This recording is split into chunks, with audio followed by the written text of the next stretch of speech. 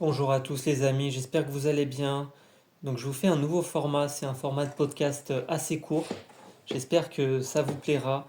Je trouve que ça met un peu de... ça diversifie un peu le contenu. Je fais beaucoup de vidéos qui sont longues.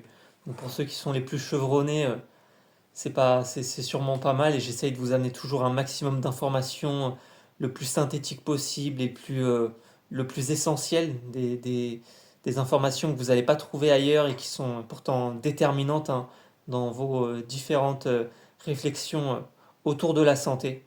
Donc j'ai une amie qui m'est très chère qui est actuellement enceinte depuis pas très longtemps, récemment.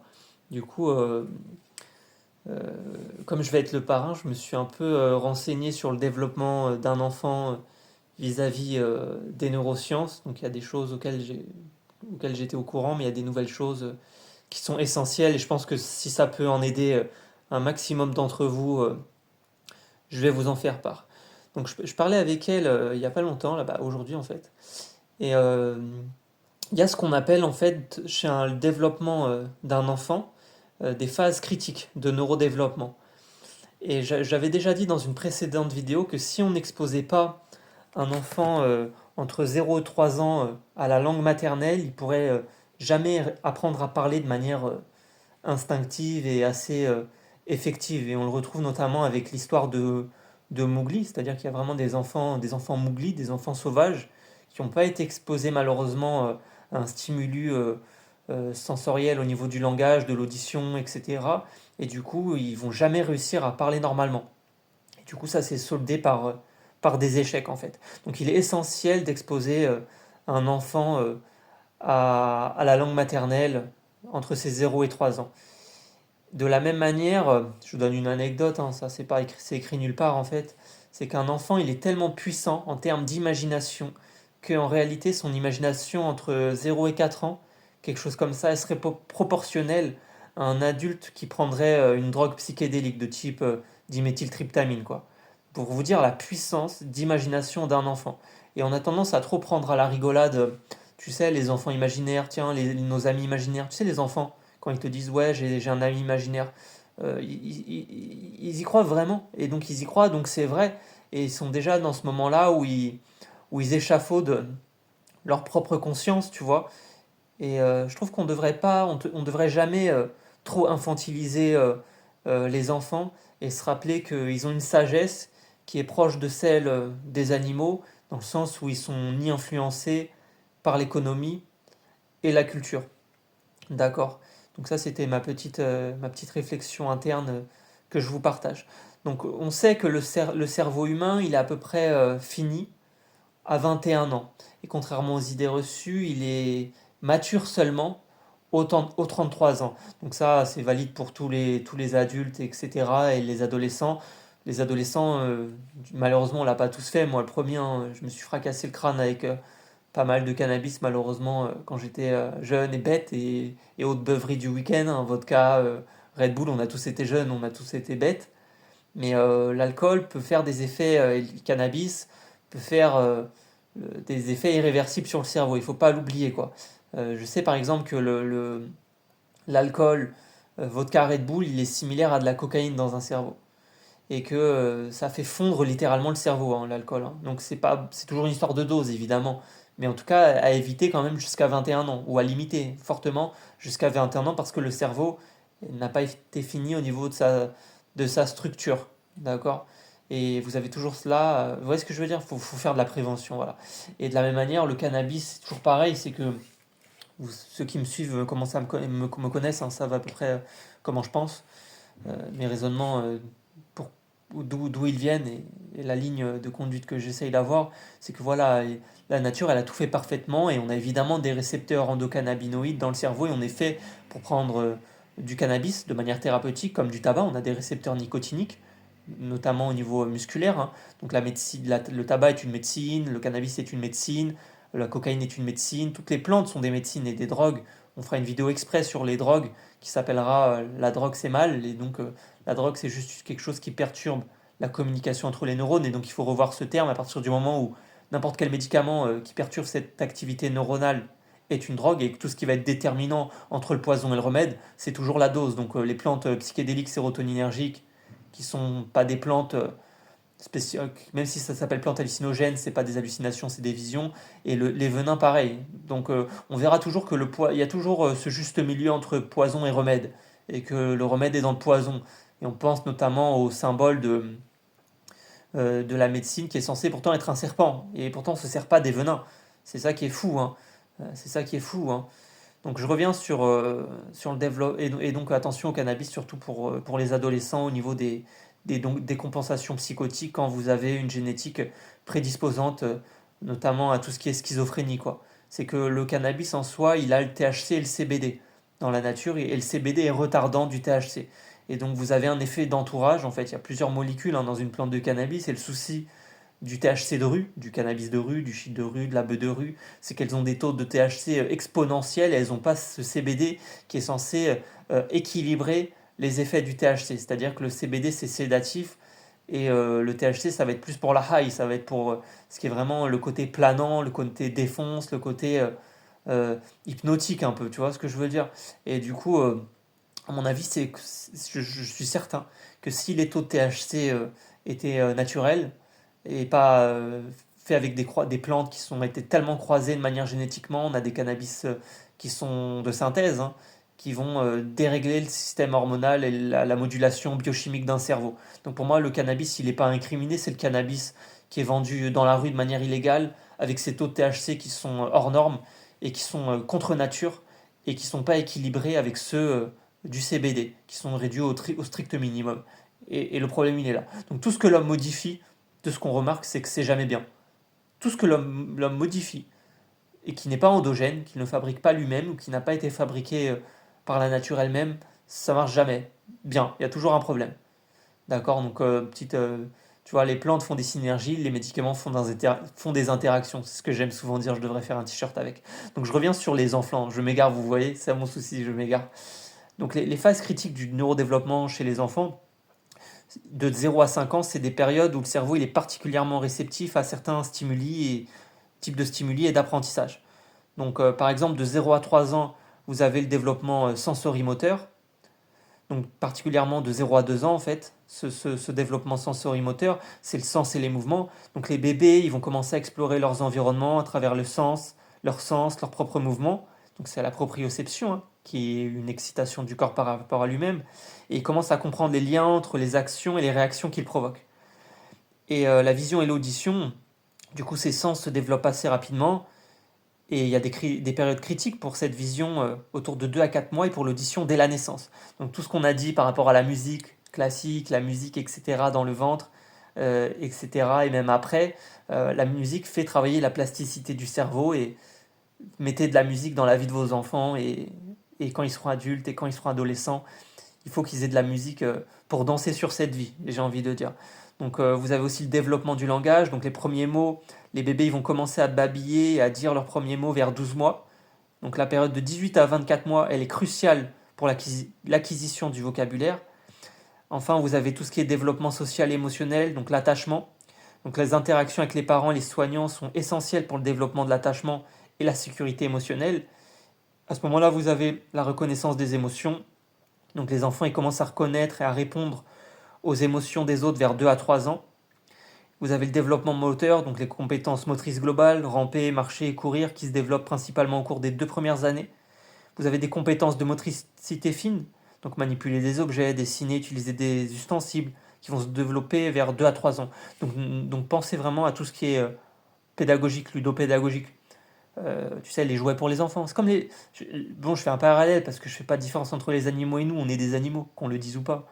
Et donc les animaux, c'est pareil. On le sait que les animaux, il faut leur mettre des jouets, les chiens, les chats, les rongeurs, ce que tu veux, qui sont ultra intelligents, hein. Que le fait de leur mettre des jouets, on va développer leur cognition. Ils vont apprendre plus quand ils sont ensemble. Par exemple, je sais que c'est des reflets. On le sait que moi, j'ai les exemples des rats parce que j'en ai eu. Je sais que un rat, si tu, j'en ai beaucoup, j'en ai eu 5. Je sais qu'ils augmentent leur capacité d'apprentissage quand ils sont plusieurs, parce qu'ils font du mimétisme. Parce que les mammifères, ils ont comme les humains des neurones miroirs, c'est-à-dire les neurones de l'empathie, de l'altruisme, et du mimétisme.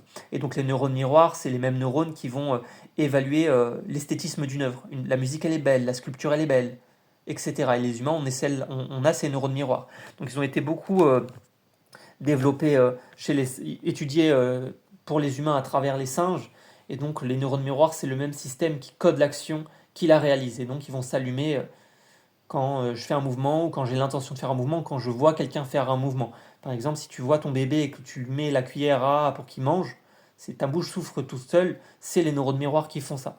Donc les neurones miroirs, c'est les neurones qui ont permis l'évolution des humains. C'est ce qui a fait à travers le langage, hein, parce que c'est les neurones miroirs qui font le langage, c'est vraiment ça qui a développé notre évolution dans le sens où on est sur les neurones de la coopération et de la et des processus sociétaux, tu vois, au niveau du mimétisme et de la coopération. Comme ça, on arrive à se transférer des savoirs très rapidement à travers le langage et à travers le mimétisme. Et donc les animaux, ils jouent pour apprendre et ils se copient les uns les autres et la mère elle chasse, l'enfant voit comment la mère elle chasse, etc. Vous voyez ce que je veux dire?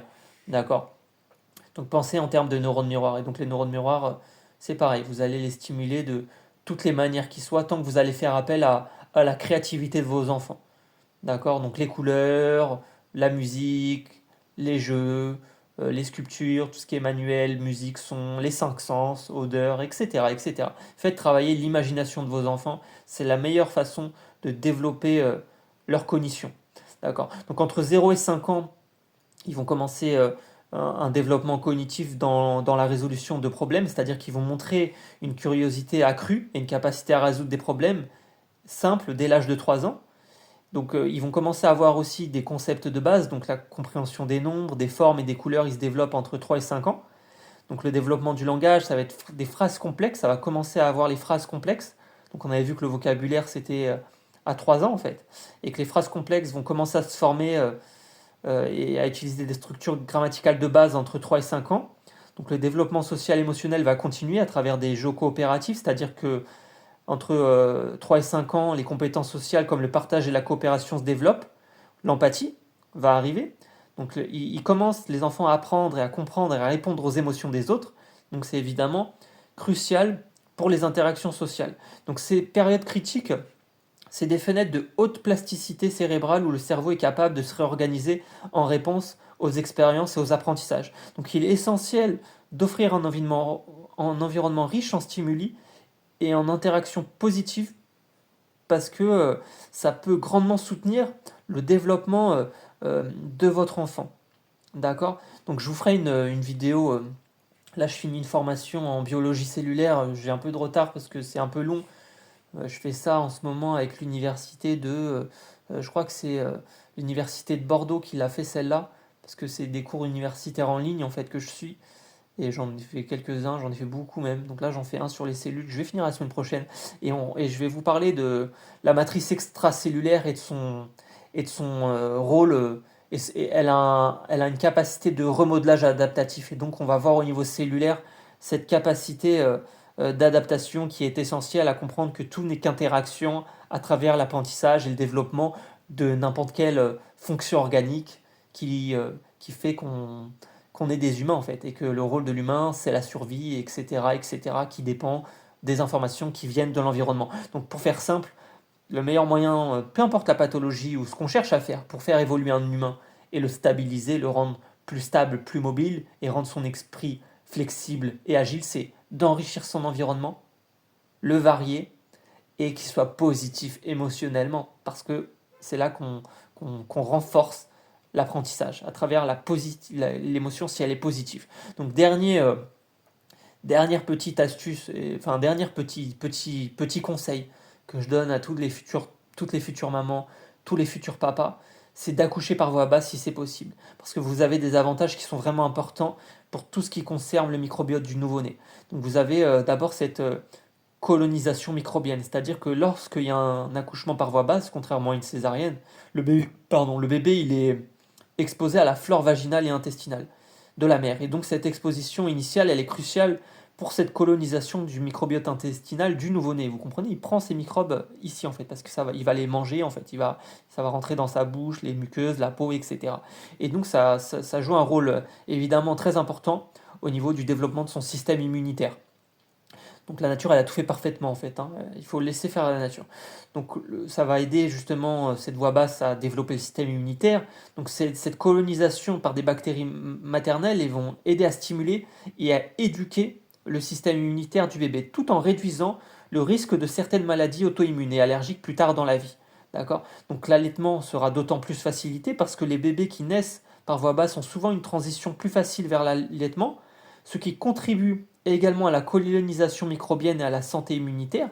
Donc vous aurez aussi, vous allez donner à votre enfant moins de complications respiratoires parce que les bébés qui sont nés par césarienne, en fait, ils ont un risque plus élevé de complications respiratoires à la naissance car ils ne bénéficient pas de la compression thoracique qui se produit lors d'un accouchement par voie basse, qui aide à expulser le liquide des poumons.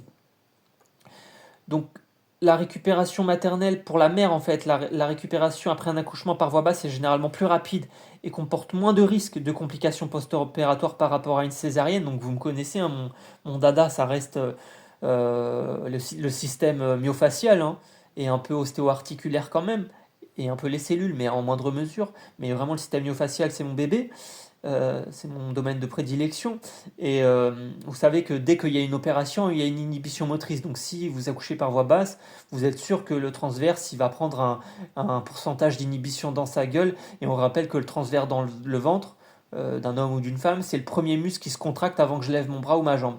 Et donc le transverse, il est synergique à la fois du périnée et à la fois du multifide.